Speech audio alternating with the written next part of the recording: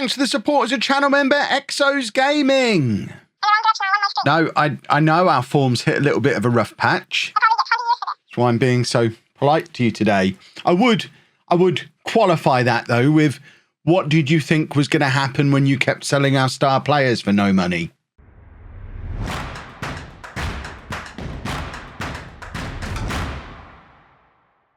Hello and welcome to part 34 of Homegrown. I'm Kevin. Coming up on today's episode, we have two games for you in League Two. We're away against Barrow and then at home against promotion rivals Bolton. Since you were last with me, form was going all right. As you can see, we had a nice little run there where we were unbeaten for quite a long time, including an utterly pointless win in the Papa John's Pizza Paint Autoglass Cup. But then we've had a little bit of a rough patch over the course of the last 3 games. 1 point from 3 games, only 2 goals scored. And we have lost at home to promotion rivals Salford, who have now gone top of the league. We played Bolton today as well, and we could find ourselves drifting further and further away from those automatic promotion spots if we don't turn this poor form around quickly. Even Barrow are lurking just outside the promotion, the playoff spots that we have now fallen into and only 4 points behind us. So we need to stop the rot now. The one saving grace we've got is that, as we all know from previous years, League Two is officially the easiest league to get out of because there's 3 automatic promotion spots and 4 playoff spots. So thankfully, it's one of those leagues where we can have a rough old season and still sneak into 7th place at the end and go up through the playoffs. You can even have a pretty poor season, be way off the pace and still go up automatically out of League Two. It's a very, very odd league. But this is the team that we're going to be sending to Barrow to try and stop the rot immediately, and then we don't have to worry about all that kind of stuff anymore. We're going with Wright in goal, a back four of Bachelorette, Pitetta, Davies, Charles and Brewerton. Slam Dunk is on the left-hand side of midfield with Popon and Bandera in the middle, and Hamilton having to do duty over on the right today because of just huge amounts of tiredness to everyone else who can play there. Whittaker, Wentim, both shattered. We don't really have another right winger. We need to work on that as a matter of urgency, really. I think the move to the 4-2-4 might be getting ever closer. I'm just reluctant to pull the trigger on it while we're playing well. We're not currently playing well, so now might be the time. The one bright point of the squad, in addition to Hamilton, who's still in great form this year, is the fact we have a really top-tier strike partnership at this level now with Beereth and Cannon together up front. 18 goals between them, and Danny Pritchard's weighed in with another 4 coming off the bench as well. But for the first time, probably since the days of Pritchard and Barton, or maybe Pritchard and Beereth, we have a settled strike partnership that if they're both fit, they play. It's doing Beereth the world of good. He's having the best season that he's had since that first season when he tore the Southern Premier League alight. Tore it apart. Either way, Micah Beereth, still only 21 years old, has taken to league football really rather well and has formed this excellent partnership with Troy Cannon. So let's jump into this game. I'm going to try not to constantly pause to choke on the little bit of Huel powder that I've got lodged in the back of my throat, which is why there's already been 2 or 3 jump cuts in this video so far, because I'm trying to stop myself having a coughing fit. But I think I've talked, now I've mentioned it, the powder has gone like, oh, he's onto us. And it feels like it's gone now, so I think I'm probably going to be okay. I just had to bring it up because otherwise it was just going to constantly have me coughing. Slam Dunk with a free kick. Harrison Davies is there. Oh, it's offside. I was halfway up celebrating. My hands are semi in the air. I don't really see how we can still be getting offsides from set pieces at this. Oh, it's so close as well. And it's not Davies who's offside. It's Shay Charles who's just ever so fractionally. It's like a kneecap offside. And I think that is a little bit harsh. I don't think in a world of no VAR in League Two, I don't think that's ever being given offside. I think that goal stands.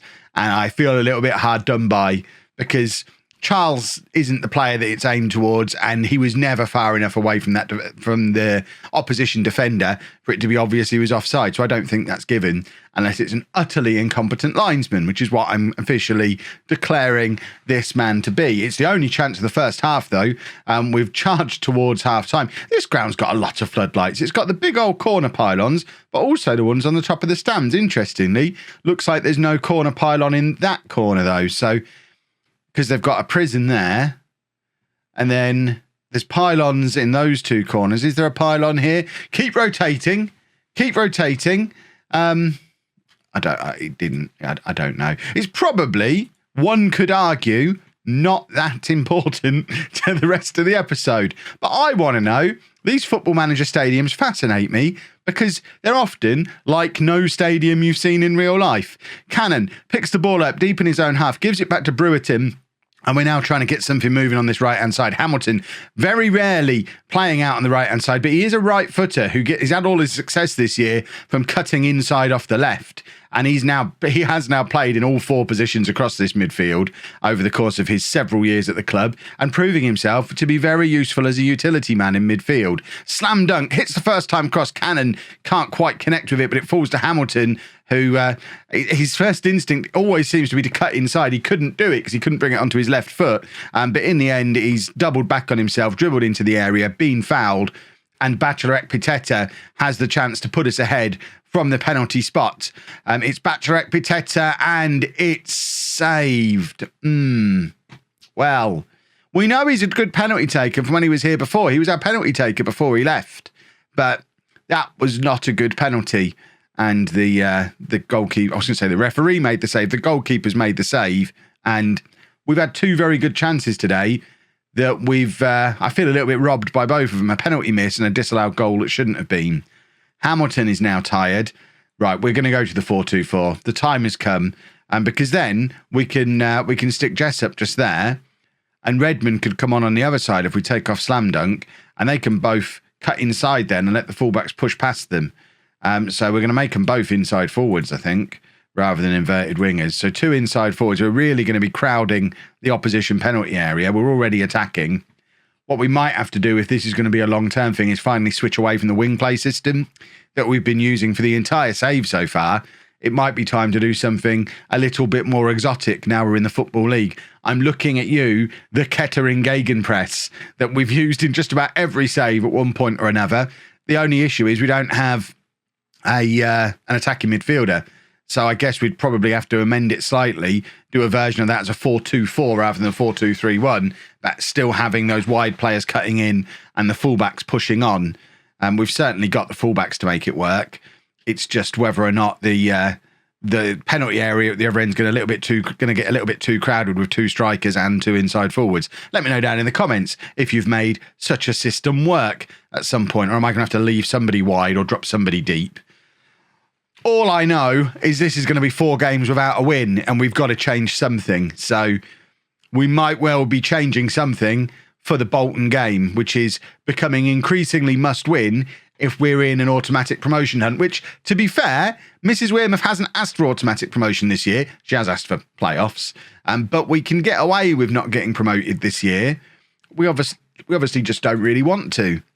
We want to go up if we can. We're going to take off Cannon. Pritchard can come on.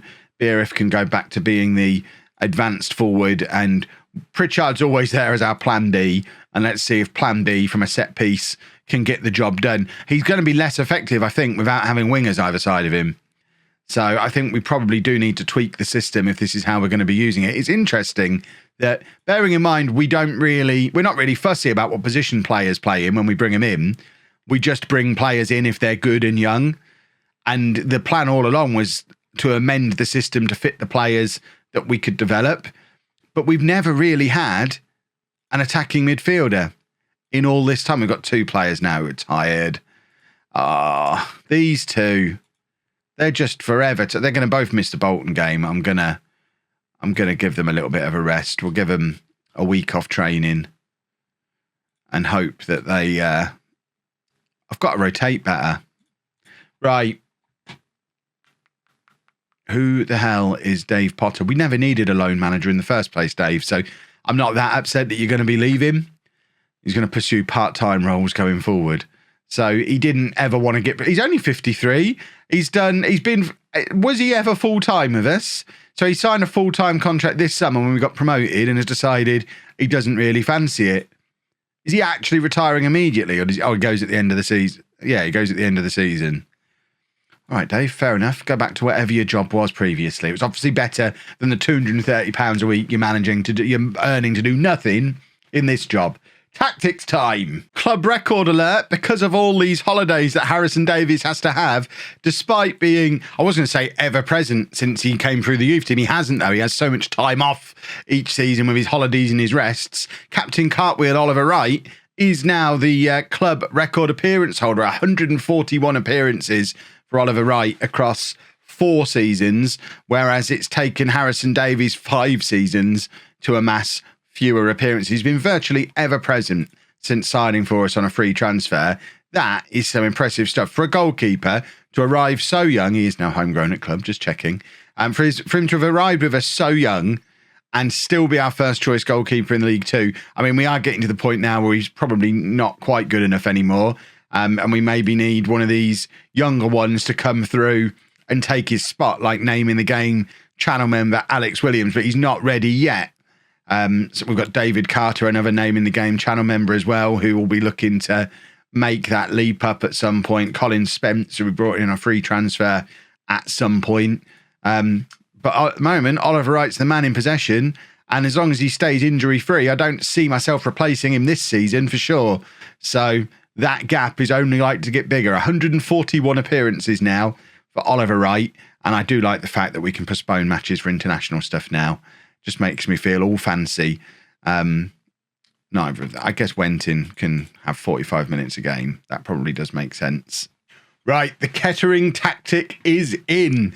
I think we have now used this in every save. It works really well. I don't know how well it's going to work with this team, partly because it is based on the Gegenpress, which for a team that does get tired a lot, might be a really bad idea, but also because we don't really have an attacking midfielder. The options that we've got to play there, Tommy Jessup is going to be there today. Mauro Bandera could play there. He plays there for my Llanelli team on Twitch sometimes and does quite a good job there. Micah Hamilton could play there, but he's kind of needed out wide. Marco Wentin could play there, but again, Bandera and Wentin are both going to be playing deep in midfield, so that leaves us with Jessup or Terrell Whitaker. I'm still not convinced that I'm going to do it this way long term, because it does involve dropping either Troy Cannon or Micah Beerith, who I did just mention were the bright points of the season so far. But for today, Troy Cannon drops down to the bench, but we could potentially adjust it slightly to make it work with a 2-striker system if Jessup doesn't work in there. We'll see how Jessup does today. And we might try Hamilton in there as well.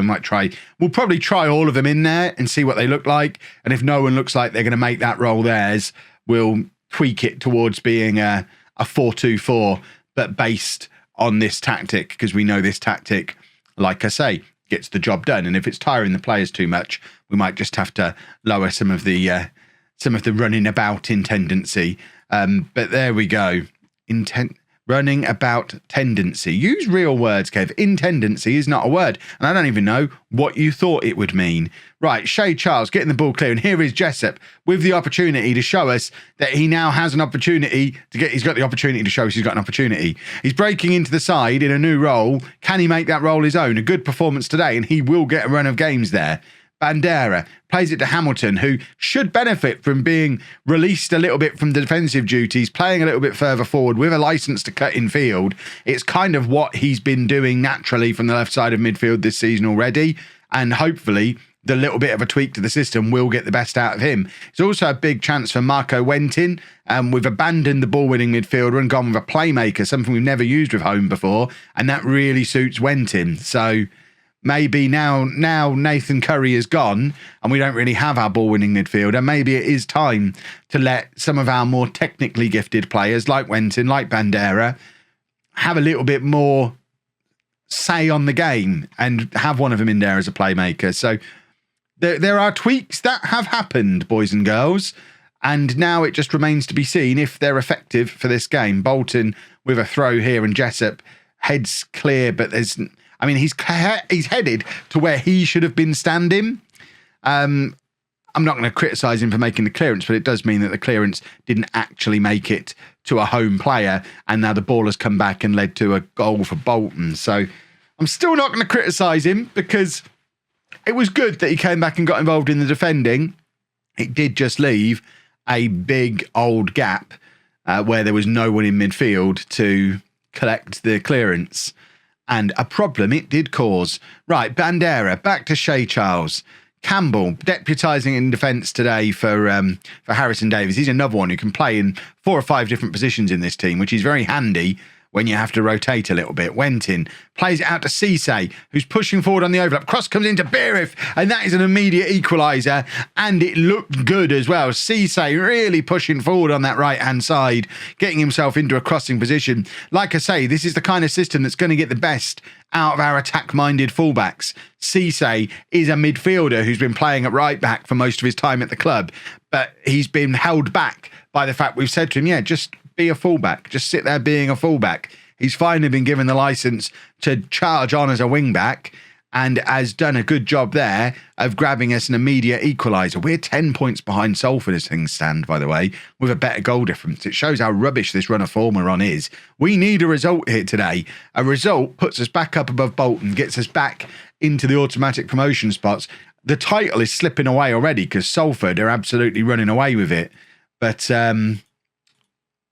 it would be nice to push ourselves back up above the line into the green section. We like being in the green section of a league table. I'm looking at the bench, or I'm in my head because I can't see it anywhere on the screen. I'm now looking at the bench. We've got Troy Cannon, we've got Danny Pritchard, we've got Zach Redmond, and we are looking for a goal.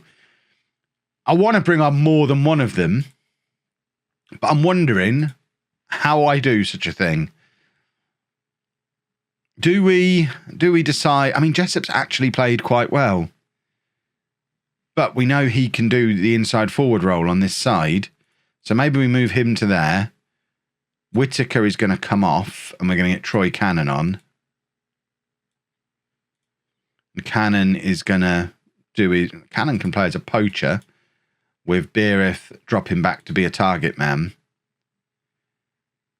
And then we might drop Hamilton back into midfield and get Zach Redmond on to push up there. And I think we might go attacking. And maybe this is the shape that we end up doing. Let's see how it works for the final 20 minutes of this game.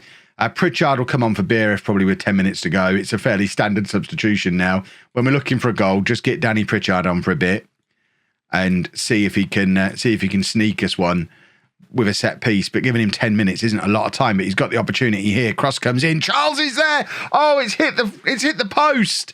Pritchard was lurking as well, but Shea Charles hits the post. That was a big opportunity to put us ahead in this game.